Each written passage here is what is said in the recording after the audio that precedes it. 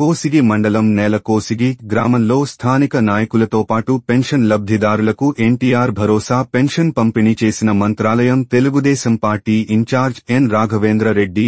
అనంతరం కోసిగి మండలం వందగల్ గ్రామంలో సూపర్ జీఎస్టీ సూపర్ సేవింగ్స్ కార్యక్రమంలో పాల్గొని చిన్న, సన్నకారు రైతులకు డ్రిప్పులు మరియు స్ప్రింక్లర్లపై జీఎస్టీ తగ్గించి సూపర్ గిఫ్ట్ ఎన్డీఏ ప్రభుత్వం రైతులకు ఇచ్చిందని తెలియజేశారు.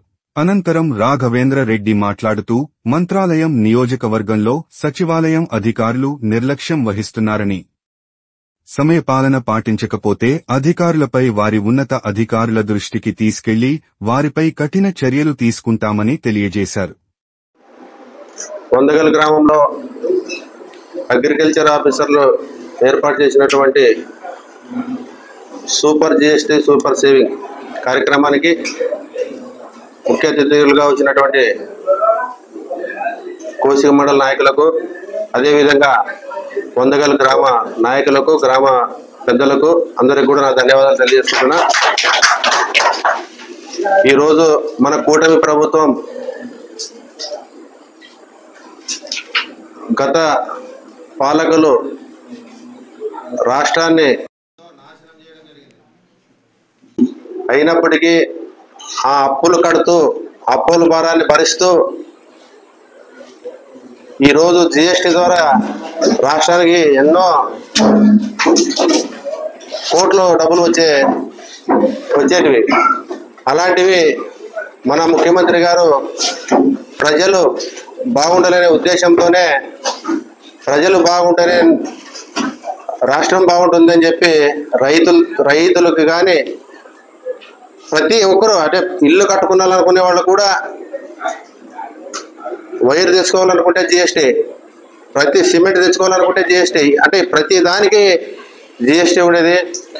అదేవిధంగా మెడికల్ సంబంధించేదైతే కొన్ని మెడికల్ ట్యాబ్లెట్స్కి కొన్ని జిఎస్టీ కూడా లేని మందులు కూడా ఉన్నాయి. ఇప్పుడు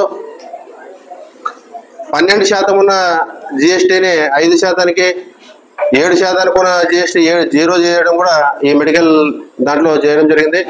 అదేవిధంగా సైకిల్ మోటార్లు కొనాలనుకుంటే దాదాపు ఇప్పుడు 4,000 రూపాయలు కూడా సేవింగ్ అవుతుంది. ఇందాక నర్సిరెడ్డి గారు చెప్పినట్లు ఈ పేస్ట్లు అయితేనేమి, మన ఇంట్లో మన పిల్లలు చదువుకునే బుక్కులకు కానీ, పెన్నులకు కానీ, ఇవన్నిటి కూడా జిఎస్టీ అనేది తగ్గడం జరిగింది. అంటే మన ముఖ్యమంత్రి గారు ఒకటే నినాదంతో ముందుకు పోతున్నాడు.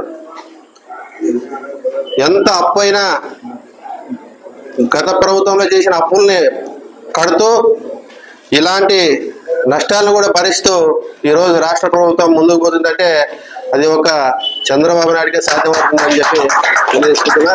అదేవిధంగా యువ నాయకుడు మన లోకేష్ బాబు గారు కూడా రాష్ట్రం కోసం ఎంతో కృషి చేస్తున్నాడు. ఈరోజు తండ్రికి తగ్గ తనయుడు అనిపించుకోవడానికి ఒక రాష్ట్రంలో లోకేష్ బాబు గారు అంతకు మించి శ్రమిస్తూ ఈ రాష్ట్రం కోసం సేవ చేస్తున్నాడు. ఆయన కూడా మా ప్రత్యేక ధన్యవాదాలు తెలియజేసుకుంటున్నా. మనం కూడా ఈ జిఎస్టీ ఏదో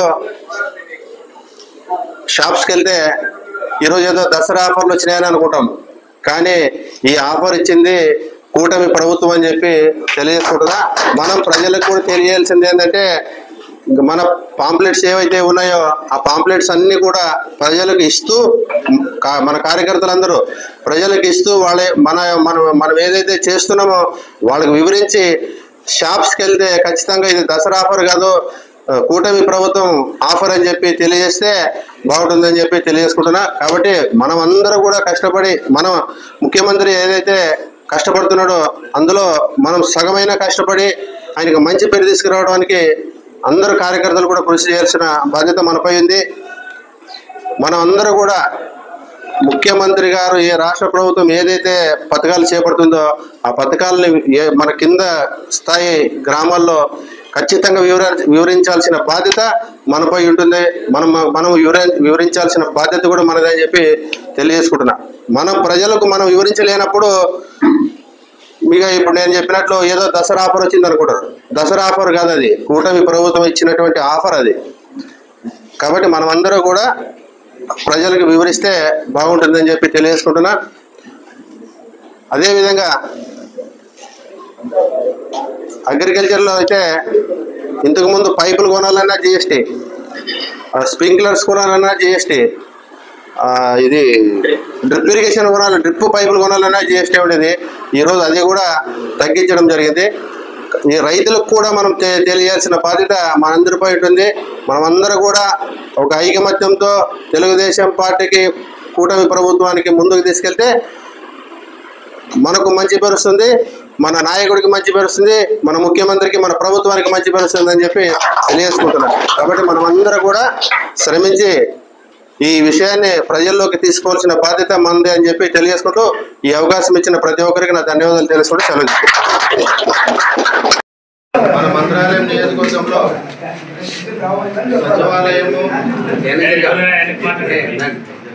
సచివాలయం ఎంప్లాయీస్కి తెలియజేసేది ఏంటంటే ప్రజల కోసం ప్రజలు సేవ చేయడానికే మనకు ఉద్యోగాలు రావడం జరిగింది. అది గుర్తించి ప్రజా సేవ చేయకుండా చాలామంది కొన్ని గ్రామాల్లోనైతే ఏదో పెన్షన్లు పంచడానికి మాత్రమే సచివాలయం ఎంప్లాయీస్ వస్తున్నారని చెప్పి తెలుపుతున్నారు. ఇది కరెక్ట్ కాదు. మీరు ఇదే విధంగా ప్రవర్తిస్తే పై అధికారులు, మేము అందరూ కూడా మీపై చర్యలు తీసుకోవాల్సిన అవసరం ఉంటుందని చెప్పి తెలియజేసుకుంటున్నా. దయచేసి, ఎందుకంటే మనం నియోజకవర్గమే వెనుకబడిన నియోజకవర్గం. ఇలాంటి నియోజకవర్గాలకు సేవ చేసినప్పుడే మీకు కూడా కరెక్ట్, మన ప్రభుత్వానికి కూడా మనం న్యాయం చేసిన వాళ్ళు అవుతాం. కాబట్టి మీరందరూ కూడా అందరూ మన నియోజకవర్గానికి, మన ఏ గ్రామాల్లో అయితే ఆ గ్రామాల్లో ఉన్న సచివాలయ ఎంప్లాయీస్ అందరూ కూడా దయచేసి మీకు ధన్యవాదాలు తెలియజేసేది ఏంటంటే, మీరు ఖచ్చితంగా అన్ని గ్రామాల్లో సమయపాలన పాటిస్తూ అన్ని గ్రామాల్లో ప్రతి సేవ ఏదైతే ప్రభుత్వం నుంచి వచ్చింటుందో అవన్నీ కూడా ప్రజల్లోకి తీసుకోవాల్సిన బాధ్యత మీదే. కాబట్టి మీరు కూడా అందరూ అన్ని సచివాలయాలకు మన నియోజకవర్గంలో ఉండే సచివాలయాలకు తెలియజేసేది ఏంటంటే, ముఖ్యంగా చాలామంది రారు, వారానికి ఒకసారి కూడా కనీసం కనపడిన సచివాలయ ఎంప్లాయీస్ ఉన్నారని చెప్పి గ్రామాల్లోకి వెళ్తే చెప్పడం జరుగుతుంది. మా కార్యకర్తలు అదే చెప్తున్నారు, గ్రామ ప్రజలు కూడా అదే చెప్తున్నారు. కార్యకర్తలు అయితే ఒకవేళ ఏదో స్వార్థాన్ని చెప్పిండొచ్చు, గ్రామస్తులు చెప్తున్నారంటే వాళ్ళు నమ్మాల్సి వస్తుంది.